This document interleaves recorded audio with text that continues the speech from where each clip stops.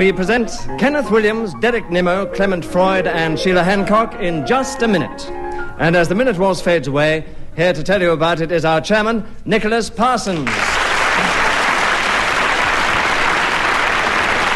Thank you. Thank you very much indeed, and welcome once again to Just a Minute, the game in which verbal dexterity is only outshone by verbal ingenuity. And here we have those four verbal intellectuals to play and show their verbal virtuosity. And I am going to ask them all once again to speak, if they can, for just a minute on some unlikely subject that I will give them without hesitation, without repetition, and without deviating from the subject in any way at all. And they will gain points according to how well they do this. Let us begin the game this week with Derek Nimmo. Derek, can you talk about false teeth for 60 seconds, starting now? It's a very embarrassing subject, false teeth. I must confess, actually, I do happen to have a couple of little ones, really, which I had knocked out the real ones when I was at school, and I then had a little plate made, which stuck in on two little wire hooks round the corners, really, and then one day, I remember, I swallowed them, and I was sent home from school, and there were long, anxious moments while relations foregathered, waiting for them to reappear. Eventually... Clement Freud has challenged. Why? Repetition. Of what? Of the teeth, if they reappear.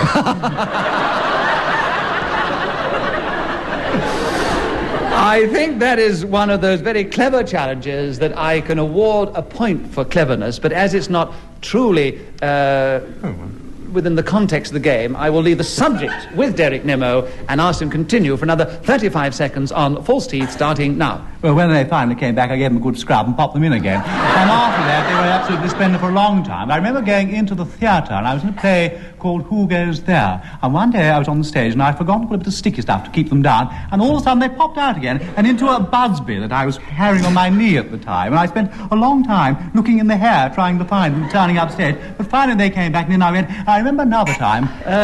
Clement Freud, you've challenged again. Repetition is the third time the teeth have come out and gone in. Yes. He's definitely not only said they went in again, but he's also established they went in again. So, Clement Freud, I agree with your challenge. I give you a point. You take over the subject, and there are 11 seconds left for false teeth, starting now. Well, Oh. Sheila Hancock, Oh, dear. I thought he was hesitating, but he said it. No, because he always buzzes me for hesitation while I take a breath, so Yes. I thought I was going to try and do it for him. I think, Sheila, considering how sharply Clement plays the game, you're absolutely right to try and get in there. Yeah. I won't give any points for that. I will just tell Clement that he has 10 seconds left for false teeth, starting now. 26 of my teeth are real, leaving 2 unreal or false. These are the top one on my left-hand side.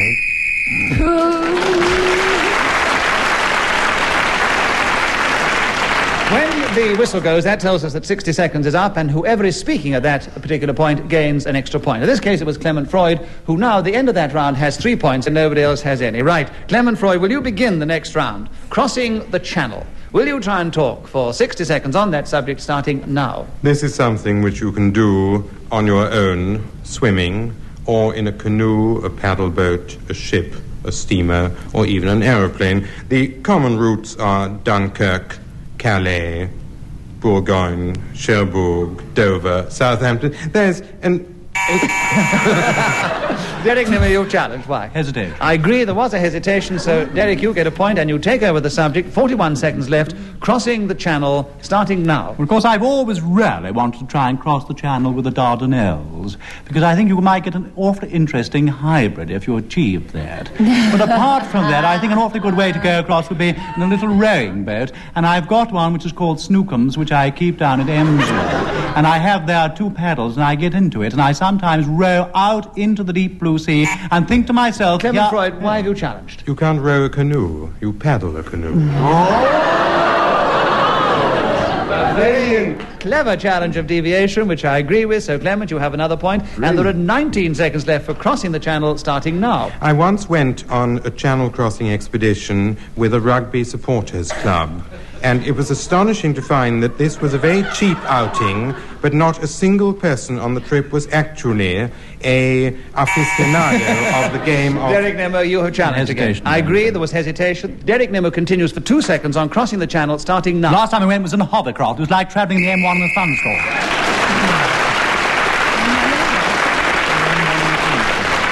What can I As Derek Nimmo was speaking then when the whistle went, he gains an extra point. And now he is 1 point behind Clement Freud at the end of the second round. Kenneth and Sheila have yet to score, but there is plenty of time yet.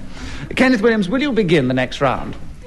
The subject is enthusiasm, and I'm sure you can expound most thrillingly on that for 60 seconds, starting now. The word comes to us, as do so many in our language, of course, from Greece, and originally its connotation meant to be possessed by a god.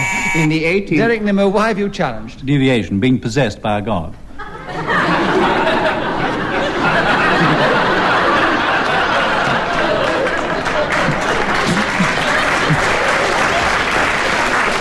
People often colloquially say they are possessed by something, a god, a devil, or anything, and I think, therefore, it is not particularly devious, because it's an expression that is frequently used, so I can only say that Kenneth has a point, and he continues with the subject with 47 seconds left. Enthusiasm beginning now. In the 18th century, it came to signify a lack of control emotionally. And in modern parlance, we understand it to be favoring a person or a cause. People do it about me. They say, oh, we're really enthusiastic Freud, why about have you challenged? you.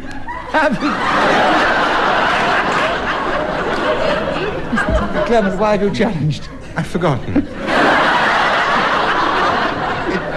He was rather running down. I remember wasn't it was a good challenge at the time, but But the look, the withering look that Kenneth gave you, completely dried you up. it's so early in the program and I have to go on sitting next to him. You know. Well, all right, as Clement forgot the challenge, all that happens is that Kenneth has another point and he continues with the subject. 23 seconds left for enthusiasm, starting now. I frequently find it when they rush to me and cry out, oh, the enthusiasm that you arouse in us is unbelievable. It gives rise to such passions, uncontrollable urges. Yes, when you appear... Sheila, why have you challenged? Well, we've got to stop him, haven't we?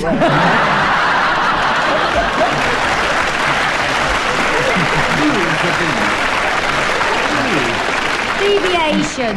Why? Deviate. Well, all this kinky show. All this Enthusiasm is the subject. I know all these uncontrollable urges that people have got about you. We don't Have you ever been to a football match? Have you ever seen enthusiasm at a football match? Well, that's nothing to do with people having uncontrollable urges about you. They have such uncontrollable urges, they bash people. That's all that happens. I must He's say... gone mad. He's gone mad. No idea. Alas, Kenneth, he's gone right off his head. I must say, Kenneth, that I've never heard a challenge received with such enthusiasm from the audience. And I've never heard anybody speak with less enthusiasm. But as I have to disagree with Sheila's challenge, because it's not within the rules of the game, the subject is still with you. And you have a point and 4 seconds left for enthusiasm, starting now. Form a fan club, they cry, and let us write to you weekly. Have a lock of your hair. Oh, the treasure. To speak of you, they say. Well, as Kenneth was speaking when the whistle went, then he gains yet another point. And has leapt into the lead. And has leapt into the lead. Now, Kenneth, you are showing enthusiasm. Oh, I'm red hot tonight. Oh, dear. I think the audience thought you were a bit tepid on enthusiasm. Would you like one of my tranquilizers, Ken? You leapt into the lead alongside Clement Freud. Ah. Yes. And I've never heard anybody speak about a subject and yet illustrate at the same time so badly. But there we are. You're still in the lead, Kenneth. Sheila Hancock, your turn to begin. The subject is saving up, and we have now been saving up for Sheila, and it is your turn. 60 seconds, starting now. This is something that now I am patently bad at, but when I was young, I was very good at it. My father was a very frugal man, and I used to have so much pocket money every week, above which sum he would not allow me to go. When I was very young, it was sixpence, and then I think it was increased to a shilling, all of which I had to work for. And out of that money, I had to save money for Christmas presents and birthday presents. So as soon as I had saved up for Christmas, I then had to start all over again for birthday. In fact, the whole of my youth was spent saving up, which probably explains why I'm an extremely extravagant person now. If I want something and if I have the money, I get it immediately. And this, I think, is why I will never teach my child to save up. Also, I save up my emotions. If I feel angry with somebody, if I dislike somebody, if I feel spiteful like I do towards Clement Freud, I am saving up for one dirty great scene in which I will tell him exactly what I think of him when he comes in the last few seconds of my thing, which he is waiting with his finger on the buzzer to do now. I will save up the biggest... I know what you were going to say. I know what you were going to say. Well, obviously, Sheila has been saving all that up for us for a very long time. That is the first time for quite a long time that somebody has started the subject and finished with it without being interrupted. So Sheila gets a bonus point for speaking so successfully. Brilliant, brilliant. Oh, good for you, girl. Good. Derek Nimmo, it is your turn to begin. The subject is giving a short address. Will you speak for just a minute on that, starting now? Of course, it's tremendously advantageous to be able to give a short address. I found this particularly in the first months of my marriage when I lived in a caravan in a yard behind the Metropolitan Theatre in the Edgware Road. Now, when I used to go along to see casting directors and producers and so on, they would say to me, "Where do you live?" And I would say, "I live in the car park in the Edgware Road." And they would say to me... Clement Freud, why have you challenged? Well, we've had the car park. We've had the car park, No, yes. I said purposely yard, actually. Yes, he did. We've had Yes, Edgware you're Road. quite right. He But said in the Edgware Road we yard. had. Derek Nimmo has another point, and he continues for 40 seconds on giving a short address starting now. Well, they obviously thought I lived under a bus or something, but it soon became the most sort of famous short address next to Buckingham Palace. And so when people had a job for a policeman or a chap carrying a spear or... Kenneth Williams, Hesitation. it was a very good try, Kenneth, but Derek Nimmo has another point because I disagree, and there are 30 seconds left for giving a short address starting now. My lords, ladies, gents, it's very nice to be here today at the opening of your new home. What a lovely, tiny home, double time. Freud, Sorry, Charles. I've said it once. Home, I quite agree. Clement, you take over the subject of giving a short address. 20 seconds left, starting now. When I was 19 years old, I was passionate in love. Derek Nimmo, why have you challenged? Deviation, he was never 19 years old.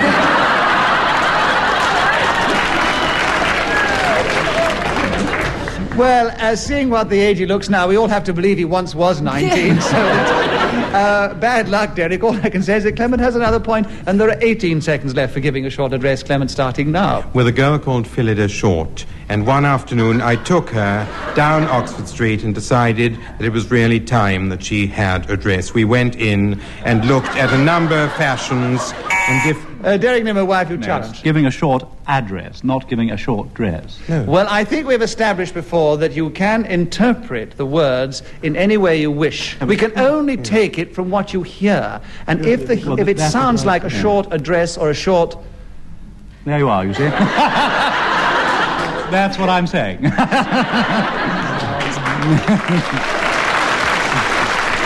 think you're right, Derek.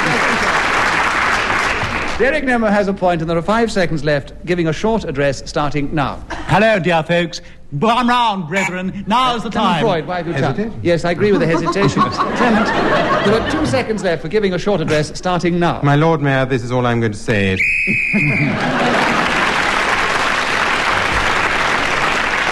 And that was all that was necessary to give him yet another point and enhance his lead over Derek at the end of that round. Kenneth begins the next, and the subject is police women. Kenneth, police women starting now. The subject immediately brings to my mind the picture of an actress who came on dressed as a policewoman and sang about it. And I remember she said, "When I draw me truncheon, nobody gets a strike. I'm ever so ladylike, ta-ra-ra." And I used to love to hear that song. Of course, like so much else, things have altered, and nowadays police women are not comic at all, and they arouse in us emotions which I would be hard put to it to define, but I will say they are staunch upholders of the morality which we all believe in and want to see upheld. And let me not be gainsayed. Let no... Clement Freud, you have challenged. Too late, yes. Why do you challenge? He said I've repeated it. Well, he hadn't actually repeated it. When he said I repeated it, I pressed my buzzer. Seemed a natural thing to do. Well, it doesn't work, then I go on. Well, this is, I must I was sitting ask there with my him, hand look, on the buzzer. I must accept the first challenge. The challenge, he didn't challenge for hesitation. He challenged for repetition, and he hadn't repeated himself at that point. So Kenneth Williams has another point, and he continues with Please Women starting now. How delightful, they look so beautifully tailored. I think that's a tremendous amount, to do with it. They do look nice. And when I've had occasion to actually go out and speak to them, So as Kenneth was speaking once again when the whistle went, he gets another point. I must make this point clear that the first challenge that is given must be the one I must accept. And so Kenneth now is catching up on Derek and Clement, who are both still in the lead. Sheila, will you begin the next round? My first boyfriend. 60 seconds starting now.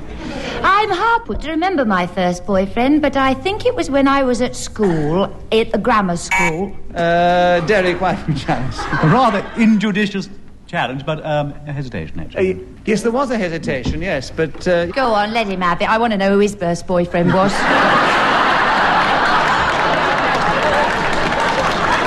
53 seconds, Derek, for my first boyfriend starting now. When I was 5 years old, my first boyfriend's name was Ronald Bell. We used to cycle together on a little tiny tricycle thing. And then we used to have a motor car that we would sit in side by side, which was pushed by my sister, who was only one at the time, which doesn't entirely make sense. But still, that's something I can say. Now he has joined the Sheila, Merchant Navy. Well, it is deviation. If she was one, she couldn't have pushed two hulking great boys on a tricycle. So he's lying. Deviation. Well, you see, she might have been able to. We don't know. She might have been an Amazonian child, mightn't she? Was she? We ought to see her now. Sheila, I will give you a bonus point for cleverness and leave the subject with Derek Nimmo. 31 seconds for my first boyfriend, Derek, starting now. He has now joined the Queen's Navy, and he sails out from many harbours, and a gallant chap he is, always at the helm. He's a captain, as a matter of fact, pulling up and down the flag. Clement Freud, why do challenge? Deviation. It sounds absolutely devious. You can't be the captain at the helm pulling out the flag. I mean, It's a very small boat. some sense of the demarcation issues of the Navy. So the demarcation issues of the Navy give Clement Freud another point, and there are 21 seconds left, starting now. My first boyfriend was called Nicholas Parsons and beat me frequently. I used to come out of my dormitory and he stood there, having taken my shoes. Derek Nimmo, why have you Well, challenged? deviation, if he was a friend and he had these sort of... You should have seen my enemies. So, Derek Nimmo has another point. Derek, 11 seconds, my first boyfriend starting now. Ronnie has a wife now who lives in the Wirral Peninsula, and when he comes home from his trips, he goes to visit her, and I've been to their house. Kenneth, why do you challenge? Deviation. He's now talking about his friend's marriage with his wife. The whole point about the subject is my boyfriend. Yeah, quite right. He is quite right. Quite right. Kenneth won the point. Actually, has Kenneth won the point? Yes. My first boyfriend. All right, Kenneth, you have the point. There are 4 seconds left for my first boyfriend starting now. I met Bryn in Ponnewydd in Wales, and up the mountain we went together.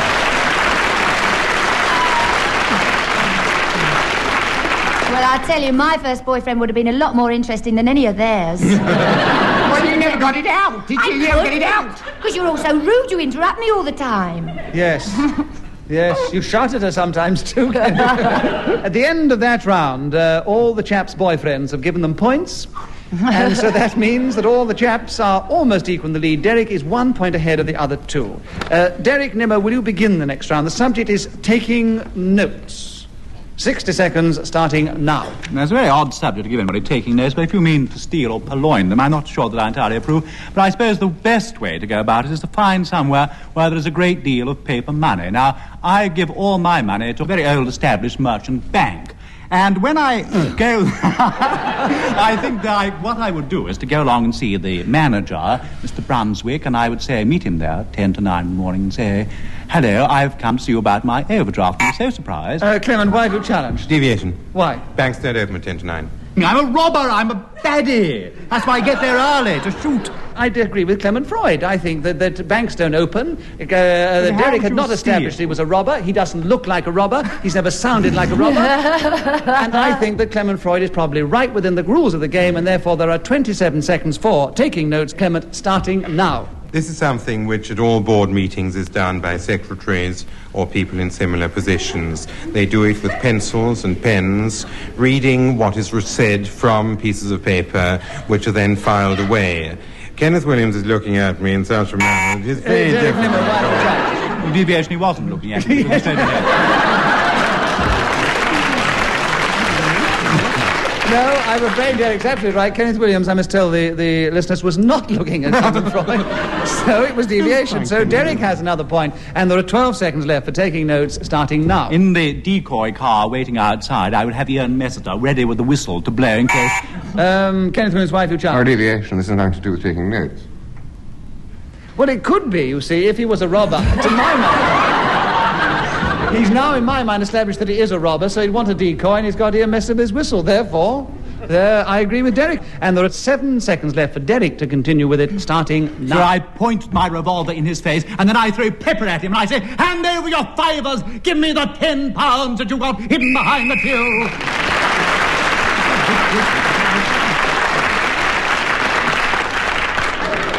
Derek's now got a lead of 2 over Kenneth and Clement. And Clement Freud, you begin the next round. The pleasures of hard work. Gosh, I sympathise a particular moment with that thought. And Clement, will you try and talk for 60 seconds on that subject, starting now? The pleasures of hard work are strictly limited, but the rewards thereof are considerable.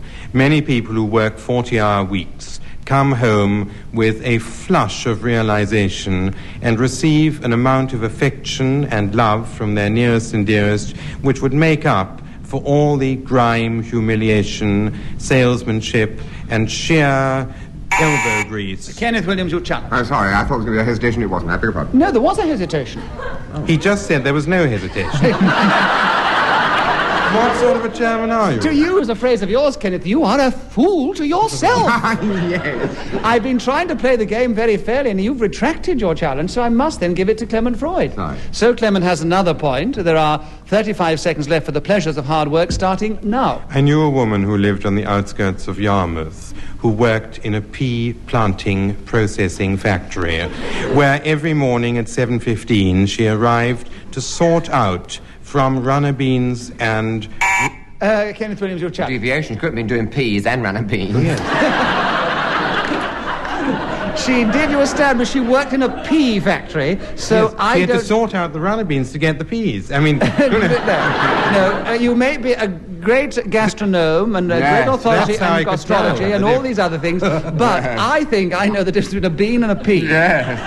And I would not expect to see beans in a pea factory, especially if she was doing the sorting. So Kenneth has a point, and the pleasures of hard work is with you, Kenneth, and there are 21 seconds left, starting now. I am certainly qualified to discuss this. I think it has a largely therapeutic effect. And when I'm scrubbing down the walls and singing a snatch of one of my favourite refrains, many people say, it's not very often you have to do it. Don't do that. Well, that, I'm afraid, is all we have time for, and it means we've come to the end of this edition of Just a Minute with a very interesting result. First of all, congratulations to Sheila, because she's undoubtedly the best girl we've ever had on the show. She wasn't given much of a chance this week, but she's absolutely super, and thanks for coming along, and I hope you'll come back, Sheila. Congratulations. You were in 4th place, just. What about you this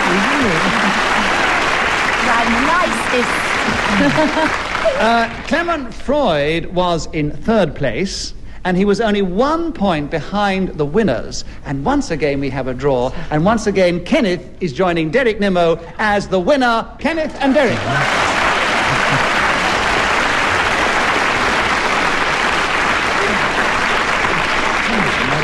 A very keen contest at the end, and I think the chairman suffered most. But anyway, we do hope you've enjoyed this particular edition of Just a Minute. Goodbye from us all.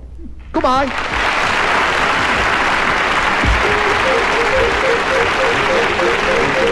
The chairman of Just a Minute was Nicholas Parsons. The programme was devised by Ian Messiter and produced by Simon Brett.